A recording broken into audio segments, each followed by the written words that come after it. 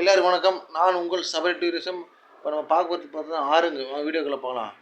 தமிழ்நாட்டில் ஒரு வகையான ஆறு இருக்குது பாருங்கள். இப்போ பார்த்தீங்கன்னா காஞ்சிபுரத்தில் பார்த்தீங்கன்னா பாலாறு, திருவள்ளூரில் வந்து கொசஸ்தலை ஆறு, அப்புறம் அரக்கோணம் சைடில் கல்லாறு, திருவண்ணாமலை மாவட்டம் பார்த்தீங்கன்னா பாலாறு, செய்யாறு, வேகவதி ஆறு, நாகநதி, தெல்லாறு. அதில் பார்த்தீங்கன்னா வட மாவட்டத்திலேயே நல்ல ஒரு நீரோடை பார்த்தீங்கன்னா பாலாறு. பாலாறு வந்து எப்படின்னா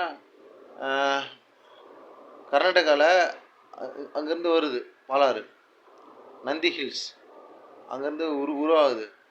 ஆனால் அதுமாரி பார்த்திங்கன்னா பாலாறில் வந்து அதிக நீரை வந்து கார்ப்பரேட் கம்பெனி எடுத்துக்கிறாங்க. இப்போ பார்த்திங்கன்னா செய்யாறு வந்து திட்டமான நீர்நிலை தான். அது செய்யாறுலேருந்து உத்திரமேரு கனெக்ட் ஆகுது அது. அப்போ நாகநதி, தெல்லாறு, அந்த ஆறுனாலும் சின்ன ஆறுகள். அதுமாரி விழுப்புரம் பார்த்திங்கன்னா விழுப்புரம் கடலூர் பார்த்திங்கன்னா தென்பெண்ணை ஆறு நல்லா போகுது. அதுமாதிரி பார்த்திங்கன்னா காவேரி ஆறு, திருச்சி காவேரி, கொள்ளிடம், ஸ்ரீரங்கம் வந்து தீவு, அந்த நல்லா நீர்நிலை இருக்குது. ஆனால் வந்து தடுப்பணம் கட்டலை. இப்போ புதுக்கோட்டை பார்த்திங்கன்னா வீணாறு, காவேரி ஆறு கூட லைட்டாக டச் ஆகுது. வீணாறு நிறைய 2-3 ஆறு இருக்குதுங்க. அக்னி ஆறு கூட இருக்குது. திருநெல்வேலி பார்த்திங்கன்னா தாமிரபரணி, திருநெல்வேலி தாமிரபரணி ஆறு, அது வற்றாத ஜீவநிதி. மே மாதம் கூட தண்ணி போகும், அவ்வளோ நல்ல வளமான ஒரு மிக்க நீர். வைகை மதுரை, வைகை டேம் எப்போ கட்டினாங்கன்னா 1959 ஜனவரி 21. முல்லை பெரியாறு டேம் 1895 கட்டப்பட்டது. முல்லை பெரியாறு எவ்வளோ 5 மாவட்டத்துக்கு நீர் நிலைப்புது. தேனி, மதுரை, திண்டுக்கல், ராமநாதபுரம், சிவகங்கை. இப்போ பார்த்தீங்கன்னா மாயாறு, நீலகிரி மாயாறு. அப்புறம் பார்த்திங்கன்னா சேலத்தில் மேட்டூர் டேம் அங்கேருந்து பார்த்திங்கன்னா நிறைய நீர்நிலைகள் இருக்குது.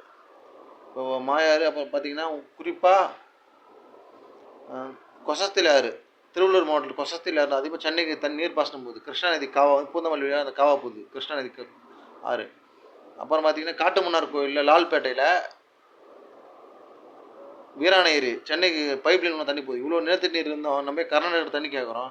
தடுப்பணை கட்டலாம், அது நீர் சேமிக்க வைக்கலாம். டேம் ஆக்ட், அணைகள் சட்டம் 1978 கொண்டு வந்தாங்க.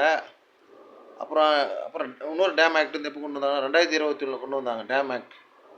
இப்போ இவ்வளோ நிலத்தடி நீர் உள்ள தமிழகம், பசுமை தமிழகம் விவசாயத்தில் பொருளாதார நம்பர் 1 வரலாம். ஏன் இந்த மாதிரி இது வந்து அரசாங்கம் தவற விட்டுறாங்க? நிலத்தடி நீர் ரொம்ப முக்கியங்க.